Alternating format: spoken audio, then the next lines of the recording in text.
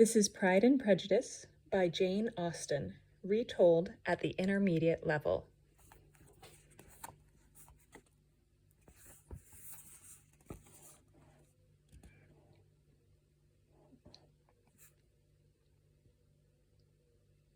Chapter 3. Mr. Wickham's Story. The following evening, the Bennet sisters were invited to a small party at their Aunt Philip's house in Meryton. Mr. Collins was also invited. When they arrived, they were happy to hear that some of the officers were invited, including their new friend, Mr. Wickham. Mr. Collins spent the evening comparing Aunt Philip's house with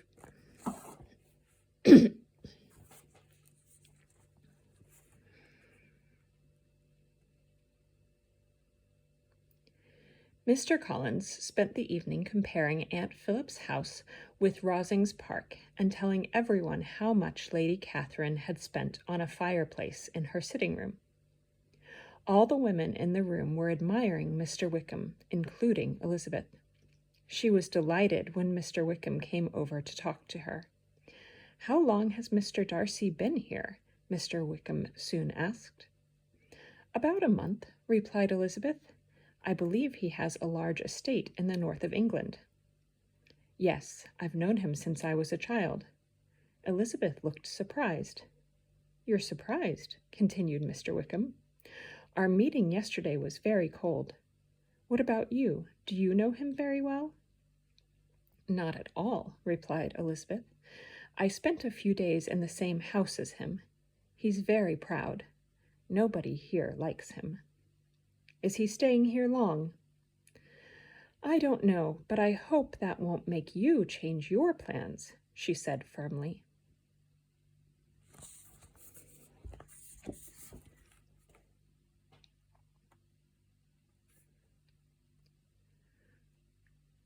"Certainly not," replied Wickham. "If he wants to avoid me, he must leave. We are not friends. Mr. Darcy's father was a very great man and a true friend. He was very kind to me. His son has not been a true friend. In fact, he has treated me very badly."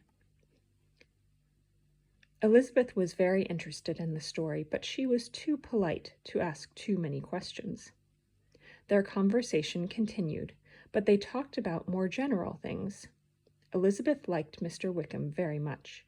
She asked him why he had joined the militia. "I didn't expect to join the militia," he replied. "I wanted to join the church. Old Mr. Darcy promised me a church on his estate. He was like a father to me, and he loved me very much. When old Mr. Darcy died, his son gave the church to another man. Now I need a job, so I've joined the militia."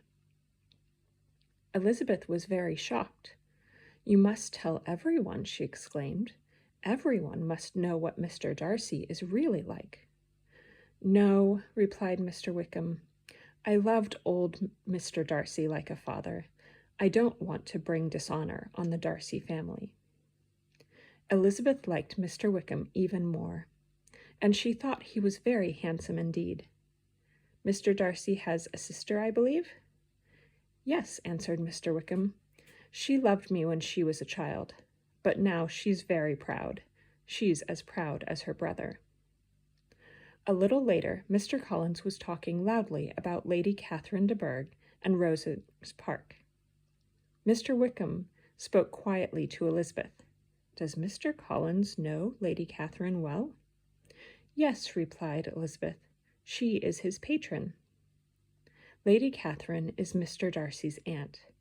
Lady Catherine's daughter will have a lot of money one day. I believe Lady Catherine's daughter is going to marry Mr. Darcy."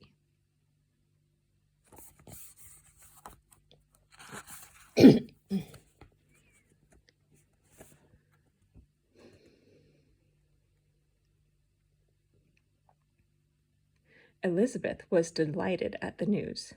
Poor Caroline Bingley, she thought. Later that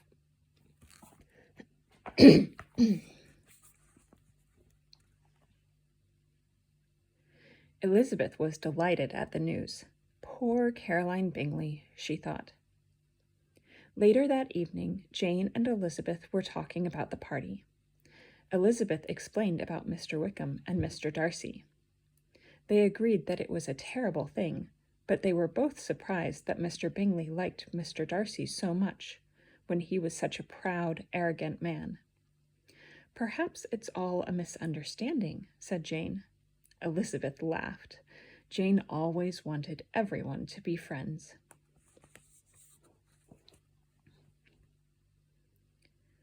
A few days later, Mr. Bingley and his sisters came to visit the Bennet sisters. Mr. Bingley invited them all to a ball at Netherfield the following Tuesday. Mr. Collins was invited, and the militia officers also had an invitation. Mr. Collins surprised Elizabeth later by asking her to dance the first 2 dances at the ball with him. She had no choice. She had to accept. She was very angry at the situation because she wanted to dance the first 2 dances with Mr. Wickham.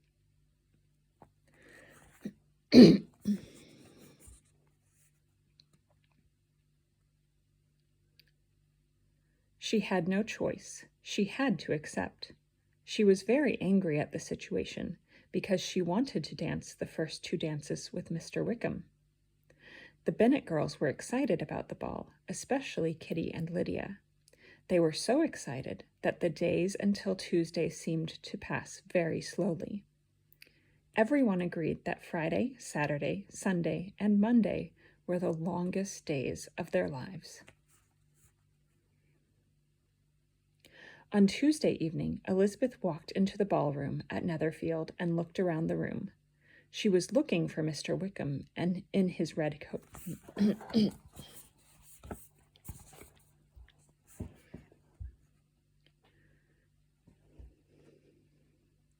On the Tuesday evening, Elizabeth walked into the ballroom at Netherfield and looked around the room. She was looking for Mr. Wickham in his red coat. Another officer told her that Wickham had gone to London on business. "But I don't think he wanted to meet Darcy again," the officer added. Elizabeth talked to her friend Charlotte Lucas, and then it was time for her 2 dances with Mr. Collins. He was a very bad dancer. Later, she danced with another officer. Then, when she was talking to Charlotte again, Mr. Darcy came up to her. He asked Elizabeth to dance. Elizabeth was so surprised that she said yes.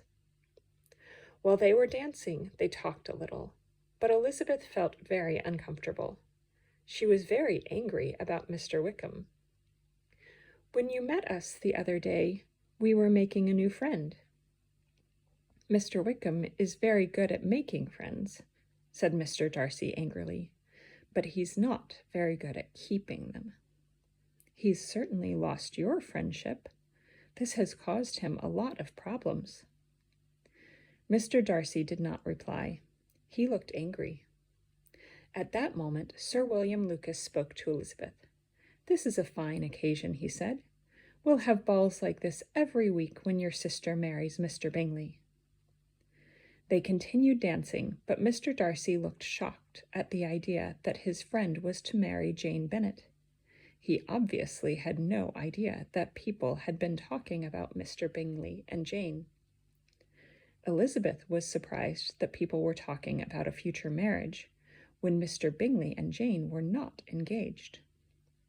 After a long silence, Mr. Darcy suggested they talk about books, but Elizabeth wanted to talk more about Mr. Wickham.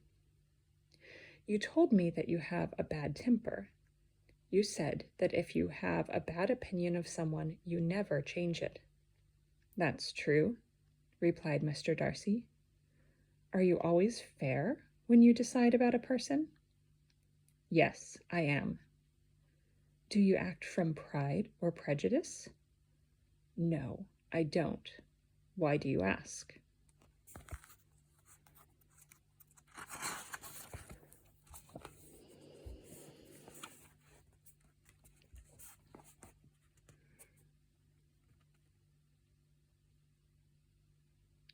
"I hear different opinions about you from different people," replied Elizabeth. I'm trying to understand your personality." At that moment, the dance finished, and Elizabeth and Mr. Darcy bowed to each other politely, but very coldly. As Elizabeth was walking away, Caroline Bingley came up to talk to her. "I believe your new favorite is Mr. George Wickham," she said. "Your youngest sister has been talking to me. She's been asking me thousands of questions about him. Be careful, he's a bad man. He treated poor Mr. Darcy in a terrible way. Do you know who he is? He's not a gentleman.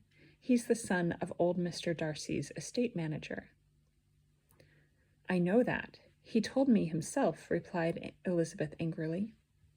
Caroline Bingley laughed unpleasantly and walked away. The ball was becoming a nightmare for Elizabeth. Mr. Collins added to her embarrassment when he discovered that Mr. Darcy was Lady Catherine de Bourgh's nephew. Mr. Collins went immediately to talk to Mr. Darcy about Lady Catherine and Rosings. This was a very rude thing to do, as Mr. Collins had not met Mr. Darcy before. Nobody had introduced them.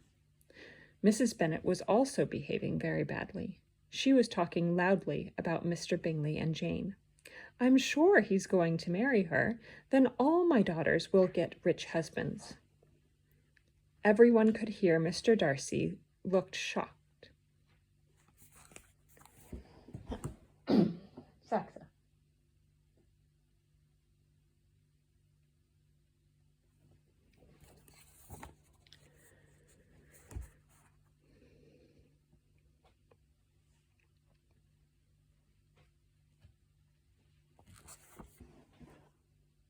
You good?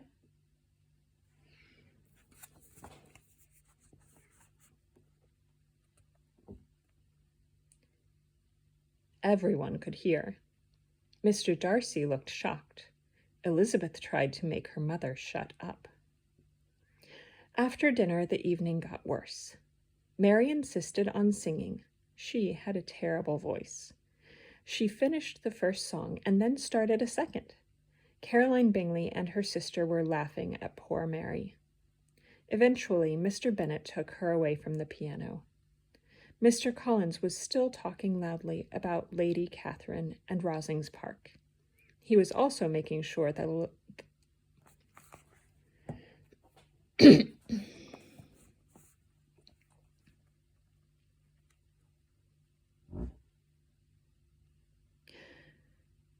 Mr. Collins was still talking loudly about Lady Catherine and Rosings Park. He was also making sure that Elizabeth couldn't dance with anyone else.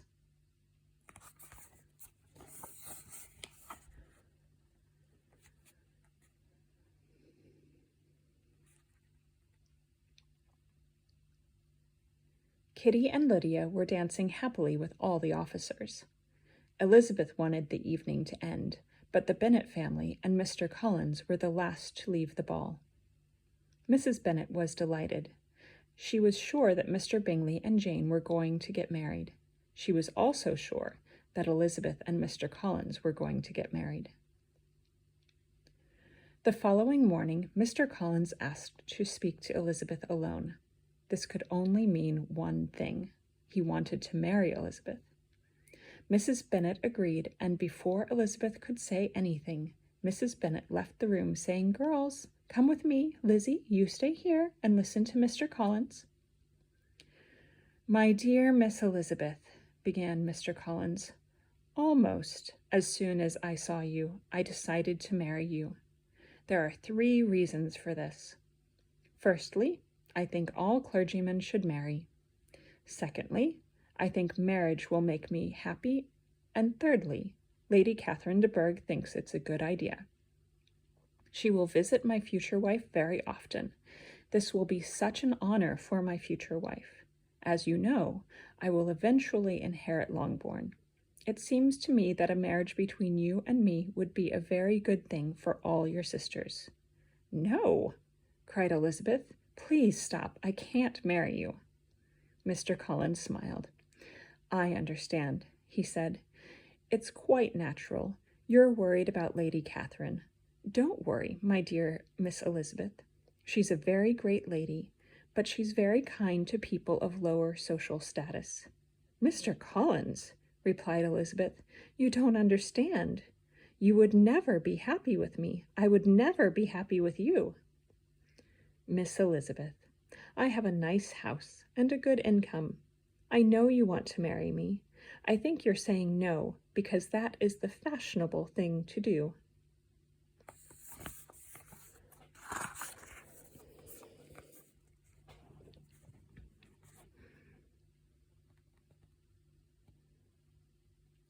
"No, Mr. Collins, I do not want to marry you. I will not marry you." "I will speak to your parents," said Mr. Collins angrily, as Elizabeth left the room. Mrs. Bennet saw Elizabeth leave. She went into the room to speak to Mr. Collins. "Congratulations to you both," she said. Then Mr. Collins explained the situation. Mrs. Bennet was very angry with Elizabeth. "My husband will speak to her," she cried. Mrs. Bennet ran into her husband's study. "Mr. Bennet," she shouted, "Lizzie will not marry Mr. Collins. You must make her marry him. I will never speak to her again if she does not marry Mr. Collins." "Call Lizzie, my dear," said Mr. Bennet calmly. "I'll speak to her." After a few minutes, Lizzie came into the room. "Mrs. Bennet tells me you will not marry Mr. Collins," said Mr. Bennet. "No, I will not," said Elizabeth. He replied. "You have a choice. If you don't marry Mr. Collins, your mother will never speak to you again." Mrs. Bennet looked very happy. "But," continued her husband, "if you do marry Mr. Collins, I will never speak to you again." "Oh, Mr. Bennet," shouted his wife. She was very angry. "Now Lizzie will never get married." Mr. Collins was also very angry. He couldn't understand why Lizzie didn't want to marry him. He thought he was the perfect man.